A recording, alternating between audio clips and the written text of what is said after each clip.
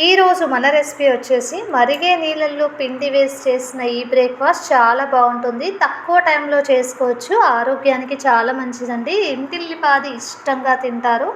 ఒక్కసారి తిన్నారంటే మళ్ళీ మళ్ళీ తినాలనిపిస్తుంది. ఇవైతే నేను ఎలా చేశానో ఏంటో వీడియోలోకి అయితే వెళ్ళిపోదాం. అలా అయితే తీసుకొని ఇందులో 2.5 కప్పుల వరకు వాటర్ అయితే తీసుకోవాలండి.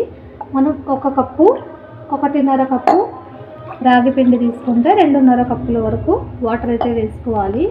2.5 కప్పుల వరకు వాటర్ తీసుకొని ఈ వాటర్ని బాగా మరిగే వరకు అయితే పెట్టేసుకోవాలండి. ఇలా బాయిల్ అయ్యేటప్పుడు రుచికి సరిపడా సాల్ట్, అలానే చిన్నగా కట్ చేసుకున్న ఆనియన్స్ కూడా వేసుకోవాలండి. ఇలా వేసుకుంటే టేస్ట్ చాలా బాగుంటుంది. అదేవిధంగా కొద్దిగా మిర్చి, కొద్దిగా కొత్తిమీర వేసుకుంటే కలర్ఫుల్గా చాలా టేస్టీగా ఉంటాయి. ఇలా మొత్తం మళ్ళీ ఒక్కసారి కలిపేసుకొని మరిగే వరకు అయితే పెట్టేసుకోవడమే అండి. చూడండి, ఇలా మరిగేటప్పుడు అయితే ఇలా చిన్నగా పెట్టేసుకొని పిండి అయితే వేసుకోవడం. ఇలా మరిగేటప్పుడే కొద్దిగా ఆయిల్ కూడా వేసుకుంటే పిండి అనేది అతుక్కోకుండా ఈజీగా బాగా వస్తుంది. చూడండి, ఇలా మరిగేటప్పుడు సిమ్లో పెట్టేసుకొని పిండి అయితే 1.5 కప్పు వరకు తీసుకున్నా అండి. కొద్దిగా వేసుకుంటూ రౌండ్గా చేసుకోవచ్చండి. కొద్దిగా ఆయిల్ అయితే వేసుకొని ఇలా మనకు పల్చగా కావాలంటే పల్చగా, మందంగా కావాలంటే మందంగా వచ్చేస్తాయి. చూసారా ఎంత బాగా వచ్చిందో? పరోటా లాగా ఎంత మందం ఉంటే సరిపోతుంది. రౌండ్గా అది కూడా మనకు వచ్చేస్తుంది. ఈజీగా చేసుకోవచ్చు. పెన్నం అయితే తీసుకొని కొద్దిగా ఆయిల్ అయితే ఇలా రాసుకోవాలి. పెన్నం అయితే కొద్దిగా వేడిగా అవ్వాలి. చూడండి, ఇలా పెన్నం అయితే కాలాక ఒక్కొక్కటిగా ఇలా వేసుకోవాలి. కొద్దిగా మనకు కాలే వరకు అయితే లైట్గా ఇలా పెట్టేసుకోవడమే. చూడండి, ఇలా కొద్దిగా కాలాక మళ్ళీ ఒక్కసారి ఇలా తిప్పేసుకోవాలి.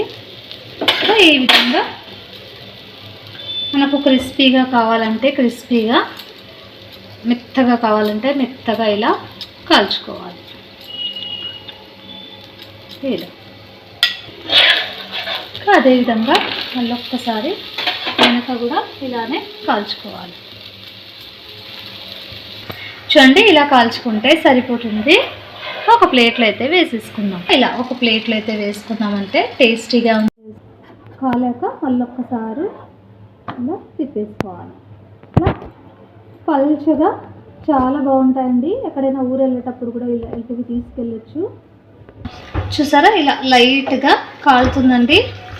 మళ్ళీ ఒక్కసారి తిప్పేసుకొని కాల్చుకున్నామంటే టేస్టీగా ఉండే రాగి రోటీ అయితే రెడీ అయిపోతుంది. చూసారా, ఇలా ఈ విధంగా మనం అయితే కాల్చుకోవాలి. ఇలా హెల్తీగా చేసి రాగి పరోటా అయితే రెడీ అండి.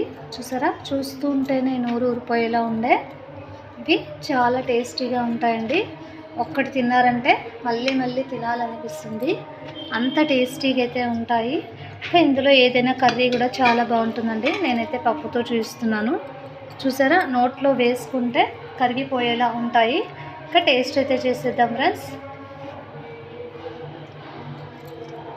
చాలా బాగున్నాయి.